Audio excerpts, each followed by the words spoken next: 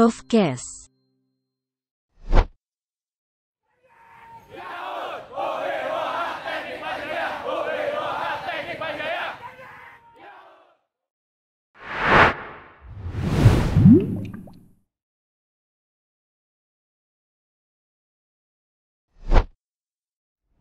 Assalamualaikum warahmatullahi wabarakatuh.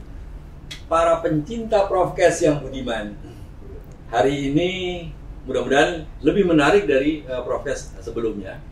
Karena hari ini saya ditemani sama pasangan yang selalu bikin iri semua dosen-dosen di Fakultas Teknik. Sebelum saya perkenalkan, kembali lagi saya informasikan bahwasanya Profcast FTUI adalah merupakan suatu media di mana orang-orang hebat Fakultas Teknik akan berbicara dengan bahasa santun, bahasa sederhana. Transfer knowledge bisa terjadi kalau kita mau menyampaikannya dengan bahasa yang lugas sehingga bisa diketahui oleh masyarakat luas. Seperti janji saya tadi, saya perkenalkan. Hari ini saya ditemani oleh Profesor Yandi maksud saya, dan Profesor Mita. Dua-duanya profesor. Dia bisa diskusi di mana saja. Entah itu di ruang makannya, entah itu di taman di rumahnya, entah itu di kampus, bahkan mungkin di kamar tidurnya kali ya. Karena beliau adalah suami dan istri, profesor kebanggaan FTUI, profesor kebanggaan Universitas Indonesia. Hari ini kita akan banyak mengupas mengenai apa sih itu arsitektur, ilmu-ilmu apa yang ada di arsitektur, apa sih kehebatannya arsitektur. Akan tapi sebelum kita ke sana, kita tanya dulu sama dia. Dulu dia ketemunya di mana? Pengen tahu dulu Anda tuh ketemunya gimana caranya? Ceritain dong, boleh nggak? Siapa yang mau jawab nih? Bu Mita. Saya nggak tahu dipanggilnya Pak Yandi, Bu Mita, atau Mita, Papa ya. Yandi. Coba. Iya. Mit Pak biasa. Panggilan sayangnya apa di panggilan sayangnya? Ya, kita ketemu di mana ya? Di kampus lah ya. Oh, di kampus. Kampus Jadi lah. dua-duanya adalah anak FTUI. Iya. Oke. Kalau Mita Beda bilang angkatan. Oh, beda angkatan. Pacaran sama mahasiswa. Oh gitu, maksudnya. Saya udah jadi dosen. Saya masih mahasiswa. Jadi ini sebenarnya kalau orang Jawa bilang penggo, ngepek tonggo. Jadi emang pacarannya nggak mahal-mahal amat. Mohon maaf, bercanda. Lanjutin silakan. Ya gitu. Jadi ketemunya di kampus. Beda angkatan, beda 2 angkatan. Pak Yandi kan. Ini jangan-jangan nih produk ospek nih. Jadi yang satu jadi senior, Oh, satu iya. jadi junior. Nggak ada yang bercanda. Oke. Iya, waktu ospek ngurusin ini ya, seksi tugas ya. Oh iya, kita bareng-bareng. Angkatan berapa kalau boleh tahu? Pak Yandi 89, saya 91. Oh, Beda 2 mantap, angkatan. beda 2 tahun ya, luar biasa. Terus begitu lulus jadi dosen, berangkat sekolah. Ya. Oke. Begitu lulus, terus jadi dosen. Kebetulan waktu itu ada kesempatan untuk jadi dosen PNS. Terus Pak Yandi duluan tentunya ya. Terus setelah itu saya. Terus kemudian kita berdua waktu itu kan harus sekolah ya. Iya, Jadi harus sekolah. Pasti. Harus sekolah, dan kebetulan ada kesempatan untuk mendapat beasiswa dari Q Project. Oke. Dulu ada Q Project ya. Q Project itu adalah bantuan luar negeri untuk mengakselerasi kualitas pendidikan di Indonesia. Indonesia. Iya, betul. Oke. Nah, salah satu programnya kan staff development. Ya. Jadi kami bisa dapat kesempatan untuk pergi. Jadi bisa pergi bareng-bareng ke Di tempat mana? yang sama. Jadi berangkatnya juga bareng-bareng. Berangkatnya juga Tadi bareng-bareng. kakak senior junior di kampus, Ya. kemudian berangkat sekolah bareng-bareng. Ya. Jangan-jangan universitas sama lagi. Iya. Berarti kalau siang Agak- makan di kantin universitas sama-sama juga dong ya? Belum tentu kan, Oh, kelasnya belum beda, tentu. kelasnya beda. Oh, Kelasnya beda. Menarik kan, saya bilang. Emang ini asik nih sebenarnya. Oke Bu, jadi selesai sekolah, terus kembali mengabdi di Fakultas Teknik sampai menjadi guru besar di Ya. Fakultas Teknik juga. Ya. Oke, untuk diketahui bahwasanya banyak bangunan-bangunan di Universitas Indonesia ini hasil karya beliau berdua. Mungkin Pak Yandi ada yang menarik untuk Pak Yandi, kira-kira bangunannya dari segitu banyak yang ada di Universitas Indonesia. Silakan. Mungkin ada satu atau dua. Yang paling baru, ya Pak. Ya, yang baru-baru. Kalau yang baru-baru ya dengan Pak Hendri, dengan Pak Hendri, Pak Nandi, iCell. Oke, jadi iCell itu memang benar Integrative Creative Engineering Learning Laboratory FTUI, gedung smart building yang baru itu adalah desainnya Pak Yandi. Sebelum di iCell mungkin ada lagi? Ya, ada kantin FT, kantin FT, kemudian kantin psikologi. Oke. Dulu waktu baru sebelum berangkat sebetulnya juga Kita kantin buat ekonomi, kita buat Oke, kantin ekonomi. itu juga. Oke. Juga terus ada beberapa. Ada nggak nih unsur atau ilmu arsitek yang nyambung terus dari gedungnya ini? Apa sih cirinya Pak Yandi ini kalau boleh tahu? Nah, itu Bu Mita tuh yang lebih. Apa tuh Bu? Tuh kan, saya bilang apa? Pokoknya kalau yang lagi susah ngasih lempar ke yang ibunya, kalau ibunya susah lempar ke bapak, jadi enak banget ini. Iya. Ya mungkin Apa ngangkat green buildingnya, green environment atau apa nih Bu? Ya.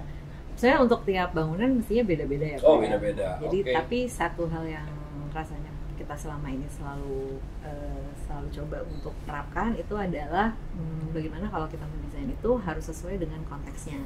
Konteksnya tuh maksudnya apa Bu? Konteks? Ya, konteks sih banyak kan. Konteks itu mungkin environment. Konteks lingkungan juga lingkungan. termasuk konteks penggunanya. Iya, Jadi iya, artinya harus mempertimbangkan juga bagaimana kemudian bangunan itu akan digunakan. Jadi pemahaman tentang bagaimana pengguna itu prefer seperti apa dan sebagainya dan memprediksi nanti bagaimana ini bangunan ini bisa kemudian dipakai secara berkelanjutan. Itu menjadi pertimbangan. Oke, jadi selalu mempertimbangkan usernya, environment atau lingkungan dari penggunanya dan lingkungan fisiknya juga. Wah, luar biasa. Ini udah mulai masuk dikit nih tentang arsitektur. Ini menarik nih, meleset sedikit. Saya memang selain host, saya sekarang tuh masih menjabat sebagai dekan Fakultas Teknik. Ada 7 departemen, hanya 1 departemen yang nggak mau disebut departemen teknik arsitektur, maunya departemen arsitektur. Monopo Pak. Emang apa sih nggak boleh? Sombong amat. Ya, ya memang arsitektur itu kan dianggap sebagai ilmu sendiri, yang somehow di beberapa tempat dianggap bukan teknik. Tapi sesungguhnya kalau saya Pak, saya dan Bu Mita itu sangat menikmati Pak. Arsitektur itu berada di dalam lingkungan Fakultas Teknik. Karena belakangan manakala kita bicara tentang arsitektur itu harus performatif. Ya itu harus performatif. Dia harus perform, harus bagaimana caranya bangunan arsitektur itu bekerja dengan baik terhadap lingkungan. Contohnya memberikan kenyamanan. Apa tuh kenyamanan? Kan berarti kemewahan. Udaranya dingin. Terus cahayanya cukup. Nah, itu kan. Nah, ini menarik nih kalau bicara kayak gini. Kebetulan saya orang teknik mesin nih. Jadi saya pernah ditugaskan oleh Fakultas Teknik dulu keliling beberapa perguruan tinggi yang ada di Eropa. Saya mampirlah di Jerman pada waktu itu. Nah, ternyata ketua Departemen Arsitektur itu adalah orang yang jago tentang heat transfer atau perpindahan panas. Jadi tadi dibilang bahwasanya nyaman itu berarti diukur panasnya, misalnya panasnya lampu gitu ya Pak? Ya. Atau mungkin bahkan warna dinding. Bu Mita menarik, warna hijau itu akan membuat kenyamanan bekerja atau gimana? Bisa termasuk. Jadi aspek-aspek kenyamanan itu kan sangat banyak sekali ya. Jadi ada aspek-aspek yang memang berkaitan dengan lingkungan, jadi suhu udara, cahaya dan sebagainya, juga aspek-aspek kenyamanan yang mungkin sifatnya lebih psikologis. Nah, ini kedua itu memang. Nah, kalau yang kayak gitu berarti harusnya Departemen Teknik Arsitektur. Memang belakangan ilmu arsitektur terkait dengan engineering semakin kuat, Pak. Jadi karena saya sama Bu Mita kan kita belajarnya di UK ya. Arsitektur yang sangat erat dengan engineering itu sekolahnya berkembang dengan pesat. Tapi di saat yang sama juga tidak melupakan bahwa arsitektur itu untuk manusia. Jadi ya benar-benar. Jadi saya juga pernah ini untuk teman-teman arsitektur yang lain, saya juga pernah kebetulan ikut menguji, itu hebat loh. Perilaku suku Baduy itu menginspirasi akhirnya kenapa kok akhirnya bangunannya seperti ini, karena itu adalah perilaku dari budaya gitu kan. Jadi budaya masyarakatnya itu. Nah itu juga ada, akan tapi memang tadi Pak Prof Yani menarik, makin kesini kayaknya emang kekuatan engineering di arsitektur itu agak menjanjikan nih kayak. Ya, sangat menjanjikan. Oh, Pak. Sangat menjanjikan. Gue nggak berani ngomong kayak gitu. Sangat menjanjikan. Iya, karena dengan perkembangan teknologi yang sangat pesat kan mau tidak mau arsitektur juga harus bisa memanfaatkan perkembangan teknologi yang ada. Sehingga disiplin ilmu juga berkembang. Ini sebenarnya ini nyata dan ini menarik nih. Kebetulan ya, kalau nggak salah ini bimbingannya Pak Yani juga, saudara Minjo kalau nggak salah. Jadi suatu saat waktu itu ketemu sama saya panggil, Minjo. Nah, Minjo itu mohon maaf, Minjo itu adalah Michael Johannes, panggilnya Minjo. Ini anak-anak tuh suka main singkatan sih. Sini ada apa Pak? Dia bilang, gua pengen desain iCell, gedung 9 lantai. Langsung dia buka komputer, dia coba ngedesain di komputer gitu ya. Seminggu dijadi lu desainnya lu. Dan harusnya dia bilang, ini sebenarnya bisa lebih cepat kalau saya nggak ditugaskin oleh ngajar banyak-banyak oleh Prof Yani sama Prof Vita gitu. Kurang ajar tuh Minjo. Jadi di situ karena komputer itu berarti ada kekuatan engineering ya Bu ya. Oke. Jadi itu tadi kita sudah dengarkan. Jadi perspektif arsitektur dilihat dari aspek yang lain. Teman-teman sekalian, sebenarnya ini ada hal yang menarik lagi nih Prof Yani dan Prof Vita. Karena pada waktu itu terjadilah gempa Lombok, terjadilah likuifasi di Palu.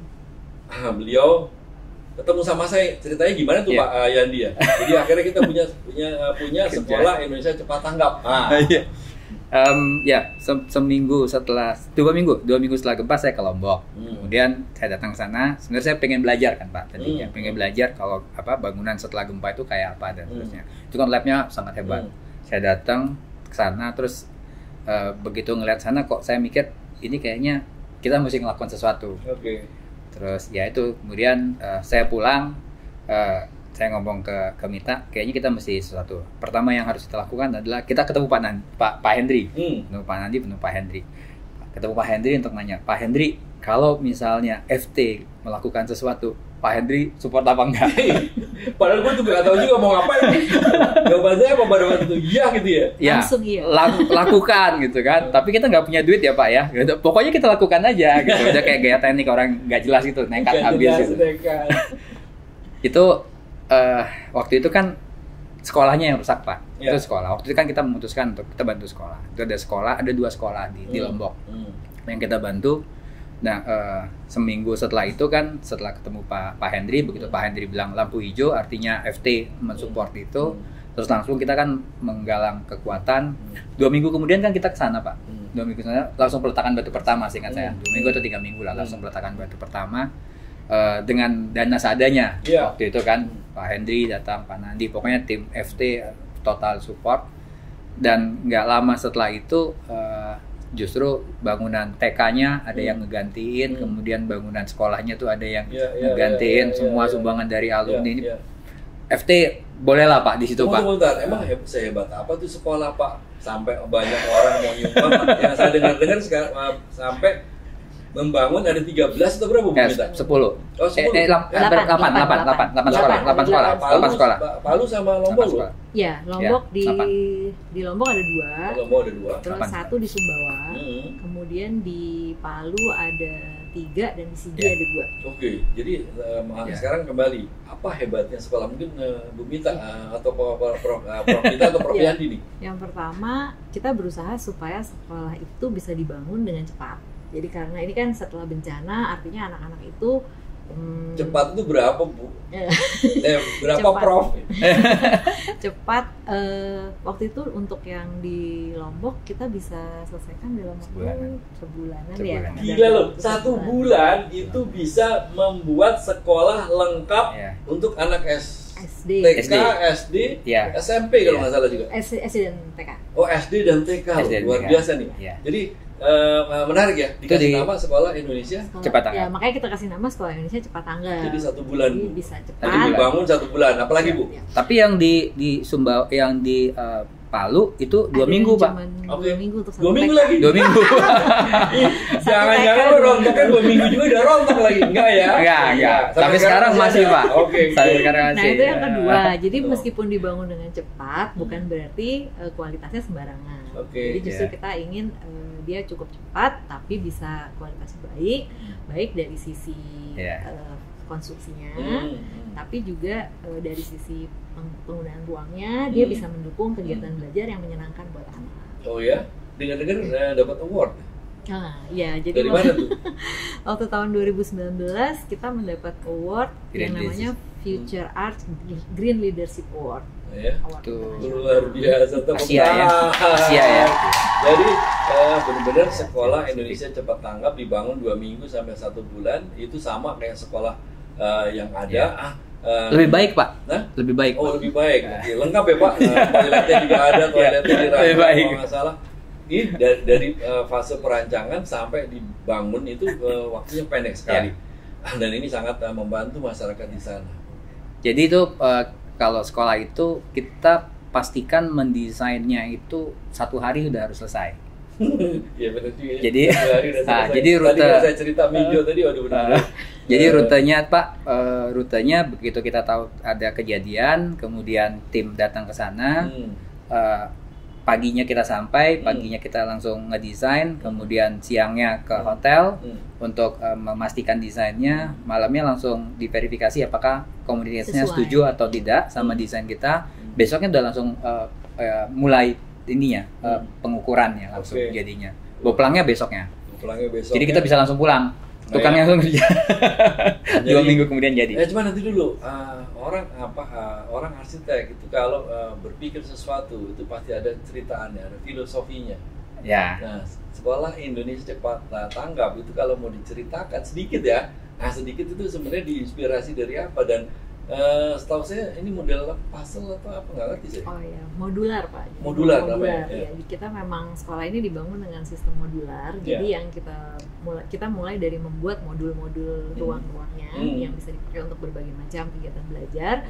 Nah kemudian karena dengan modular ini dengan mudah kita bisa menyusun-nyusun dan bisa disesuaikan dengan apa yang dibutuhkan. Jadi di satu tempat dengan tempat yang lain itu susunannya bisa dengan mudah diatur supaya sesuai. Kayak Lego Pak Andri. Kayak Lego. Jadi Lego itu kan anak-anak main, kemudian mereka pilih Lego mereka, kemudian bricknya ya, kemudian mereka kumpulin. Misalnya kalau mau bikin mobil, maka dia butuh roda apa segala macam gitu ya, sehingga akhirnya jadi mobil. Nah sama sekolah Indonesia cepat tanggap prinsipnya begitu. Jadi begitu kita datang ke sebuah tempat, nanti kita lihat mereka butuhnya apa. Umpamanya mereka butuh kelas, mereka butuh toilet, mereka butuh lab. Nah kita udah punya komponennya Pak. Kita punya komponennya, kita punya harganya, kita punya gambar drawing lengkapnya. Sehingga begitu datang ke sana, mereka memilih itu, kita udah langsung tahu gambaran nanti habisnya berapa dan kita udah langsung tahu dana yang harus kita kumpulkan itu berapa dan atau misalnya kita punya ini dana. Menarik loh, tadi bicara tentang price atau harga. Ini juga merupakan suatu keunggulan sebenarnya kalau sekolah SICT. SICT ini berapa sih untuk satu ukurannya gimana kan? Saya nggak ngerti tuh.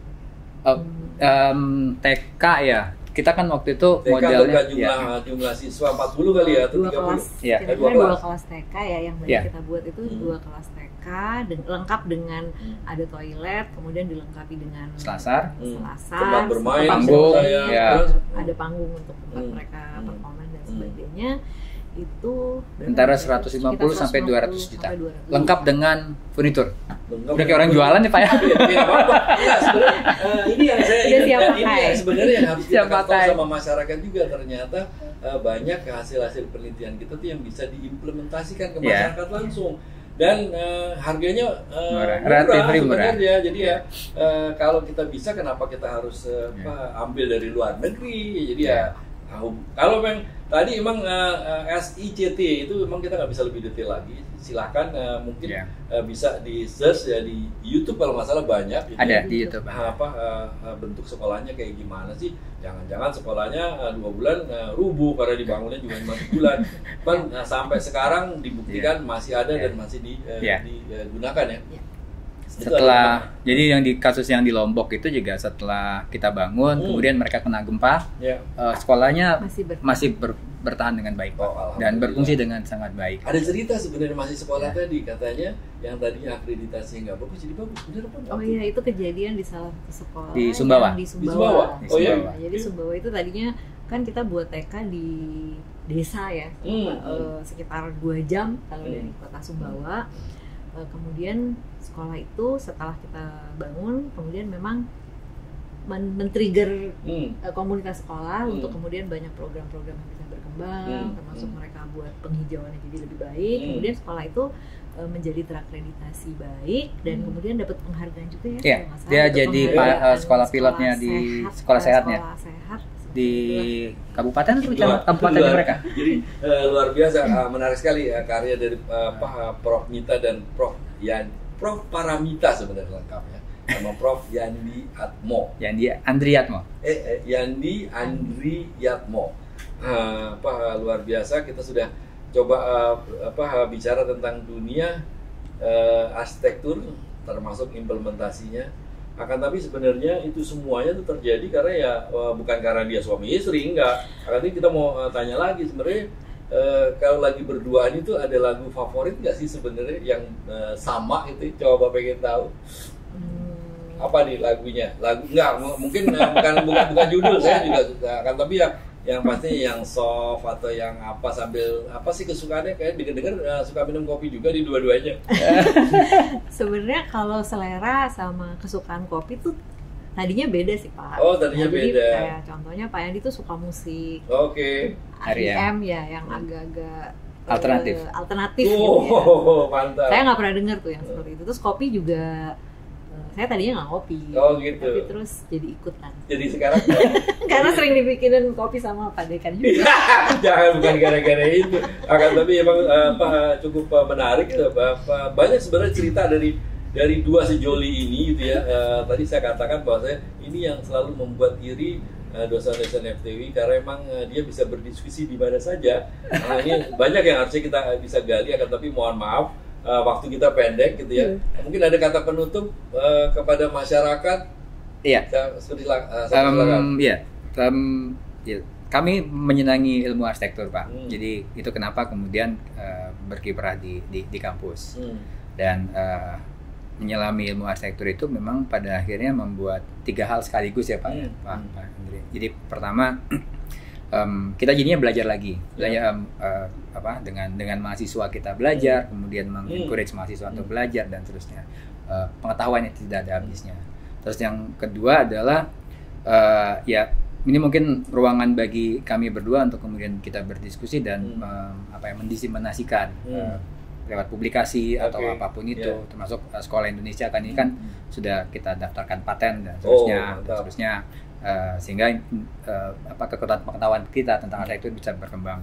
Kemudian yang terakhir tentu ilmu arsitektur ini somehow sangat berguna bagi masyarakat, dan saya percaya kalau kita melakukannya dengan sebaik-baiknya, mindset tadinya arsitektur kelihatannya kan untuk sesuatu yang mewah dan seterusnya gitu ya.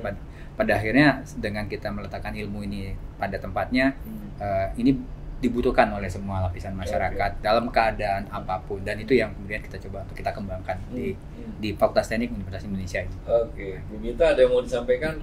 Ya, kalau dari saya pikir selama ini kami banyak belajar ya, bahwa kalau misalnya kita memang punya suatu ide atau punya sesuatu niatan untuk menerapkan ilmu arsitektur untuk kepentingan masyarakat, itu kita tidak perlu ragu-ragu untuk melakukannya.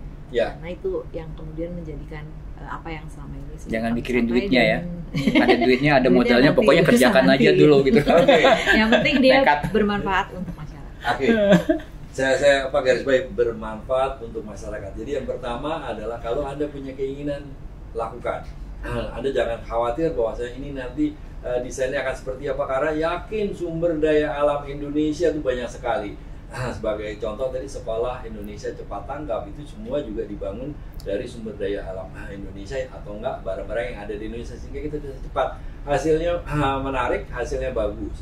Nah, dunia arsitektur itu tidak terkungkung hanya berbicara tentang sesuatu desain yang berkaitan dengan budaya dan sebagainya. Akan tapi yang lebih menjanjikan ke depannya arsitektur akan berbicara tentang arsitektur engineering. Suara berpengaruh kepada dunia kerja, orang bekerja, warna, lampu, segala macam, dan itu memang aliran udara dan sebagainya. Ini menurut saya dunia arsitektur akan lebih menarik lagi ke depannya dan sangat menjanjikan. Mungkin itu saja yang saya bisa sampaikan pada pertemuan episode Profcast kali ini. Mudah-mudahan informasi sedikit ini bisa mencerahkan kepada masyarakat apa sih sebenarnya dunia arsitektur yang sebenarnya. Sampai ketemu di acara Profcast berikutnya. Terima kasih. Billahi taufik wal hidayah. Assalamualaikum warahmatullahi wabarakatuh. Kita buka dong topinya kan. Bye bye. Terima kasih. Lupa buka.